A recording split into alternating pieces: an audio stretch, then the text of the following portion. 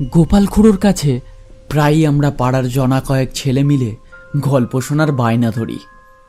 সেদিনও গল্প শোনার আবদার করে বসলাম। বাইরে ঝিরঝির করে বৃষ্টি পড়ছে। গোস্বামীদের আট চালাতে বসে আছি আমরা দুজন আর গোপাল খুড়ো।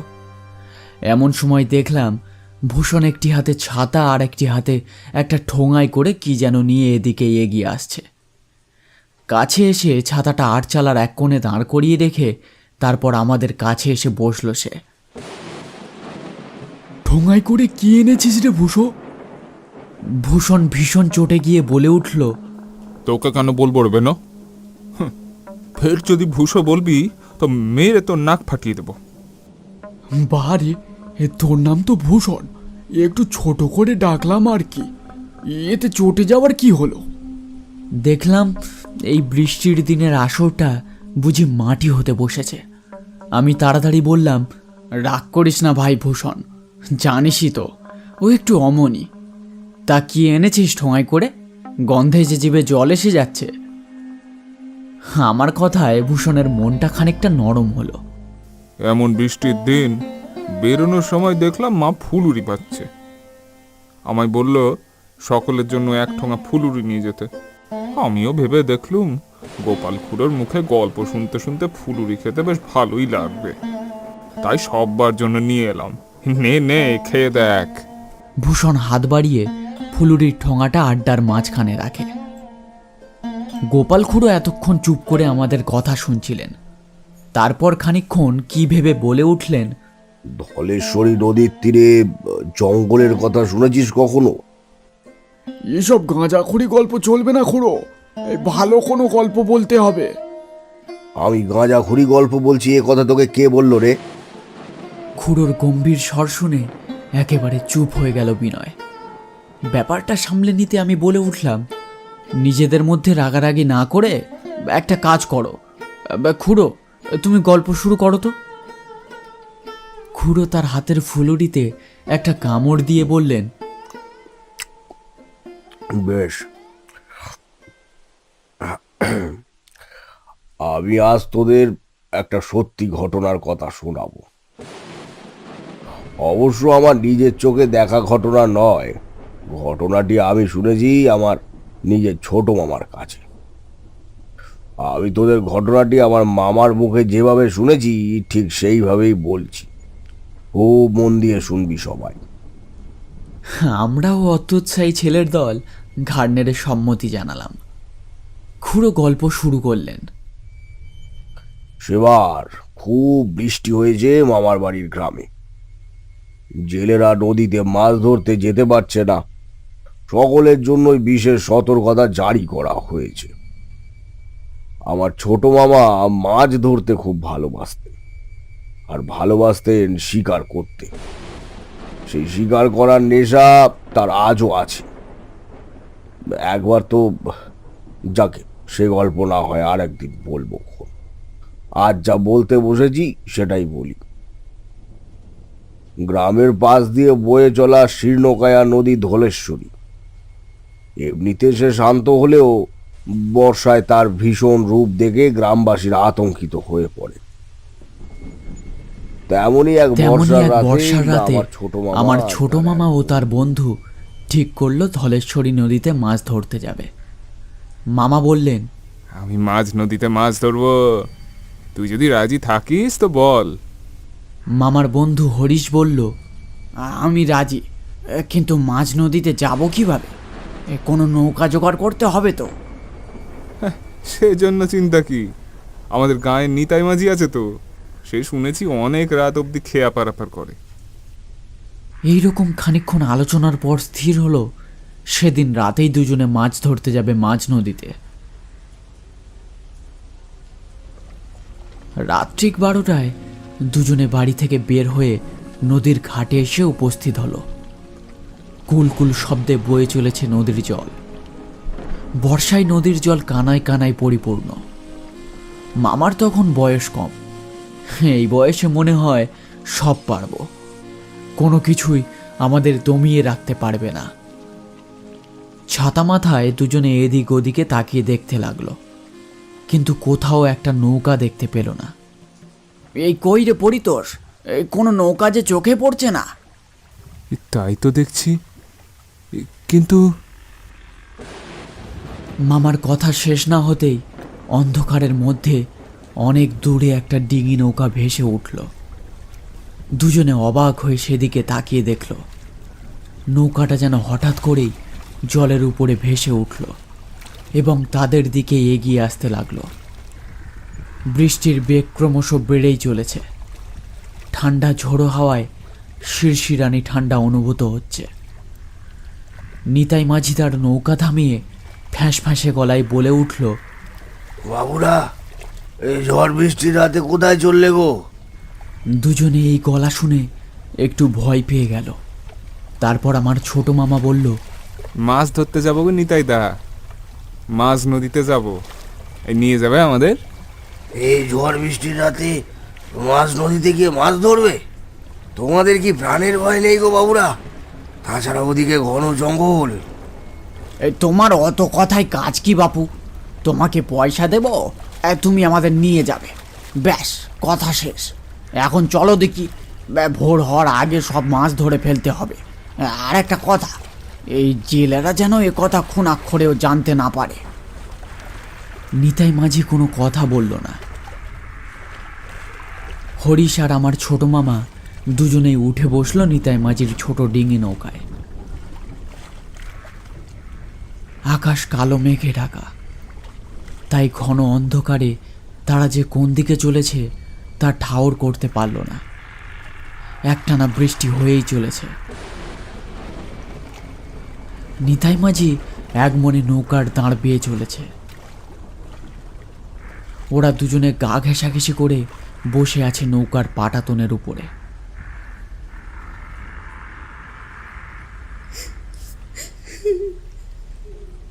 বেশ খানিকটা যাওয়ার পরে নদীর পাড়ের জঙ্গল থেকে একটা শব্দ শোনা গেল, কান্নার শব্দ।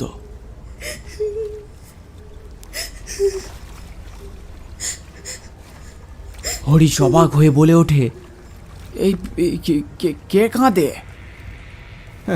এই ঝড় বৃষ্টির রাতে ঘন অন্ধকারে জঙ্গলের মধ্যে আবার কাঁদবে কে? তুই ভুল শুনেছিস। কিন্তু কিছুক্ষণের মধ্যেই আবারও শোনা গেল একটি মেয়ে যেন ফুঁপিয়ে ফুঁপিয়ে কেঁদে চলেছে। তার কান্নার আওয়াজ ছড়িয়ে পড়েছে নদীর বিস্তীর্ণ এলাকায়। হরিশ নিতাই মাঝিকে উদ্দেশ্য করে বলে ওঠে, এ কে অমন করে কাঁদছে তুমি জানো? ও কিছু না, তোমরা চুপ করে বসে থাকো, আর একটু পরেই আমরা মাছ নদীতে গিয়ে পড়বো। কিন্তু চুপ করে বসে থাকো বললেই কি আর বসা যায়? মেয়েটি একটানা কেঁদেই চলেছে। নিতাইদা নৌকা বাঁধো, ওখানে কি হয়েছে আমরা দেখতে যাব। ও ভুলটি করো না গো বাবুরা। এবার দুজনে বেশ অবাক হলো। নিতাই মাঝি কি পাষাণ? তার মনে কি একটুও দয়া মায়া নেই? এবার দুজনে প্রায় জোর করে বলল, তুমি নৌকা ওই ঘাটে বাঁধো, আমরা নেমে দেখব ব্যাপারটা কি। হ্যাঁ হ্যাঁ, ওই ঘন জঙ্গলের মধ্যে নিশ্চয়ই কোনো মেয়ে বিপদে পড়েছে, তাকে ফেলে রেখে আমরা চলে যেতে পারি না। তোমরা বিপদে পড়বে গো বাবুরা, আমার কথা শোনো। কেউই তার কথা শুনতে নারাজ। অগত্যা মাঝি তার নৌকা জঙ্গলের ঘাটে ভিড়াতে লাগলো। কোনো বিপদ হলে আমি জানি না বাবুরা। কিরকম বিপদ? সে আপনারা বুঝবেন না। আপনাদের এতবার করে বারণ করার পরেও আপনারা যখন আমার কথা শুনলেন না, তখন আর আমি কি বলবো বলুন? আমার ভাড়া মিটিয়ে দিন, আমি চলে যাই। হরিশ একটা আধুলি বের করে নৌকার পাটাতনের উপর রেখে দেয়। তারপর রাগের মাথায় বলে ওঠে, টাকাটা নিয়ে নদীর জলে ডুবে মরো, বুঝেছো? স্বার্থপর লোক একটা। ব্যাপারটা আমার ছোট মামার খারাপ লাগলেও তিনি কিছু বললেন না। দুজনে নৌকা থেকে নেমে গেল। নিতাই মাঝি তার নৌকা ঘুরিয়ে নিয়ে চলে যেতে লাগলো।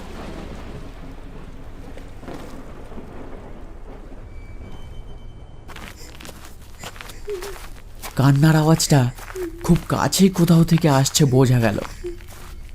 অন্ধকারের মধ্যে তারা পথ চলতে লাগলো। মাছ ধরার কথা দুজনে বেমালুম ভুলে গেছে। খানিকটা এগোতেই তারা দেখলো একটা পরিত্যক্ত বাড়ি। সেই বাড়ির ভিতর থেকেই কান্নার শব্দ আসছে। এই জঙ্গলের ভিতরে এই পোড়ো বাড়িতে মেয়েটাকে ফেলে রেখে গেছে কেউ। চল এগিয়ে গিয়ে দেখি ব্যাপারখানা কি। দুজনে মিলে এগিয়ে গেল সেই পরিত্যক্ত বাড়ির দিকে। বাড়ির সামনে যেতেই তারা খিলখিল করে হাসির শব্দ শুনতে পেল।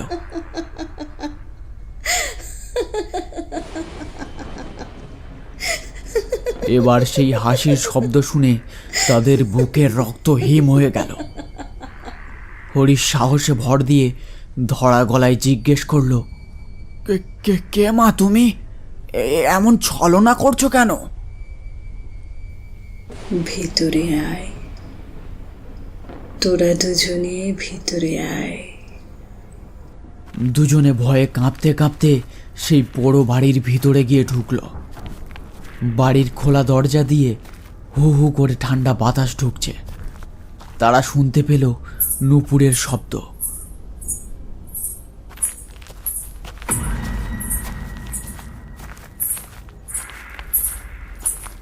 অন্ধকারে কোনো কিছুই ঠাওর হচ্ছে না, শুধু নূপুরের শব্দ অনুসরণ করে তারা চলেছে। তারা মন্ত্রাবৃষ্টের মতো সিঁড়ি দিয়ে উপরে উঠছে। কারো মুখে কোনো কথা নেই। সামনে কোনো অদৃশ্য শক্তি যেন তাদের টেনে নিয়ে যাচ্ছে। তারা সেই পোড়ো বাড়িটার ছাদে দাঁড়িয়ে গিয়ে পৌঁছলো।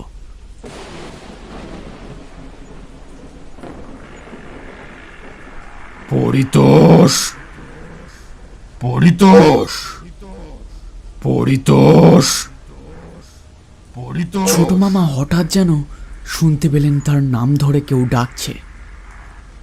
সম্বিত ফিরে পেতেই মামা দেখলেন সেই বাড়িটার ছাদের উঁচু পাঁচিলের উপরে দাঁড়িয়ে রয়েছে তারা।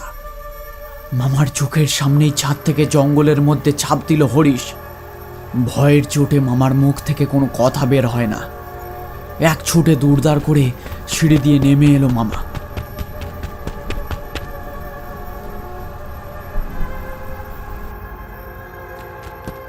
এরপর দৌড়ে পৌঁছে গেল নদীর ধারে। সেখানে তখনও নিতাই মাঝির নৌকা বাঁধা। সে একটা বিড়িতে শুক টান দিতে দিতে বলল, বন্ধুকে রেখে এলে বুঝি? তুমি সব জানতে নিতাই দা, তাহলে তাহলে তখন কেন বলনি? হ্যাঁ, নিচে কথা বলোনি গো বাবু। আমি বারবার করে মানা করেছিলুম। ও এভাবে সবাইকে পথ ভুলিয়ে নিয়ে যায়। তারপর তোমার কথা শুনলে আমি হরিশকে হারাতাম না। হরিশ রে। তারা দুজনে ছোটবেলার বন্ধু। আজ শুধুমাত্র তাদের হঠকারিতার জন্য এমনটা হলো। তোমাদের তখনই বারণ করেছিলুম, কিন্তু তোমরা আমার কোনো কথাই শুনলে না। নিজেদের বিপদ নিজেরাই ডেকে আনলে গো বাবু। ছোট মামা অবাক হয়ে কিছুক্ষণের জন্য জলের দিকে তাকিয়ে রইলেন। তারপর বললেন, কিন্তু আমার নাম ধরে ডাকলে কে? আর সেই মেয়েটি বা কে, যে নূপুরের শব্দ অনুসরণ করে আমরা মৃত্যুর দিকে চলেছিলাম? সে কি চায়? মেয়েটির নাম রুক্মিণী, ওই বাড়ির একমাত্র কন্যা। ওর বাবা ছিল একজন মাঝি। মেয়েটির বয়স যখন মাত্র 10 বছরের, তখন তার সম্বন্ধ করে বিয়ে ঠিক হয়। মাঝি হলেও নিজের সামর্থ্য অনুযায়ী তার বাবা অনেক ধুমধাম করে মেয়ের বিয়ে দিয়েছিলেন। কিন্তু মেয়েটির কপালে বোধহয় অন্য কিছুই লেখা ছিল। তার স্বামী ছিল পাগল। বিয়ের দিন রাত্রে সে কথা জানতে পারে রুক্মিণী। বাবা মায়ের একমাত্র সন্তান সে। তার এমন করুণ পরিণতির কথা জানতে পারলে তার বাবা মা খুব কষ্ট পাবে, সেই ভেবে সে চুপ করে যায়। কিন্তু কিন্তু তার পাগল স্বামী সে কোনো কিছু না বুঝেই মেয়েটির উপর অত্যাচার করতে শুরু করে সেই রাতেই। আর এই করতে গিয়েই হঠাৎ করে মেয়েটির হাতে মারা পড়ে তার স্বামী। রাগে দুঃখে অসহায় হয়ে রুক্মিণী বাড়ির ছাদ থেকে ঝাঁপ দেয়। তখন এমন জঙ্গল ছিল না, কিন্তু মেয়ে জামাইয়ের এমন করুণ পরিণতির পর তার বাবা মা আর এই বাড়িতে থাকতে চান না। তারা এই বাড়ি ছেড়ে অন্য কোথাও চলে যায়। তারপর ধীরে ধীরে এখানে গজিয়ে ওঠে এই ঘন জঙ্গল। প্রতি অমাবস্যার রাতে এই বাড়ি কেড়ে নেয় একজনের প্রাণ। আমি তোমাদের বারণ করা সত্ত্বেও যখন জোরপূর্বক তোমরা ওখানে গেলে, তখনই বুঝলাম নিয়তি তোমাদের টেনে নিয়ে যাচ্ছে। সেখানে আমার আর কিচ্ছু করার নেই।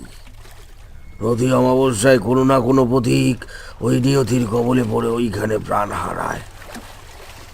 আমি চলে যেতে চাইলেও আমার ভেতর থেকে কে যেন বলে উঠল, তোমাদের বিপদে এইভাবে ফেলে চলে যাওয়া যায় না। আমাকে সকলেই তাহলে ভীরু কাপুরুষ বলবে। তাই আবার ফিরে এলাম জঙ্গলের ঘাটে। মনে মনে ভাবলাম, যদি নিয়তিকে জয় করে কেউ ফিরে আসে, আমি তাকেই পার করব। এইসব আলোচনা করতে করতেই নৌকা ঘাটে এসে লাগলো। ঘাটে নেমে ছোট মামা বাড়ি ফিরে এলো। তখন ভোরের আলো ফুটতে শুরু করেছে। বাড়ি ফিরে বিছানার শুয়ে সেদিনের সেই বাড়িটার কথাই ভাবতে লাগলো ছোট মামা। হঠাৎই তার মনে পড়ল, তার নাম ধরে না ডাকলে মামাও হয়তো আজ বেঁচে থাকতেন না। কিন্তু ওই ঘন জঙ্গলে নিশ্ছিদ্র অন্ধকারের ভেতর থেকে তার নাম ধরে সেই রাতে ডেকেছিল কে? সে উত্তর মামা আজও পাননি।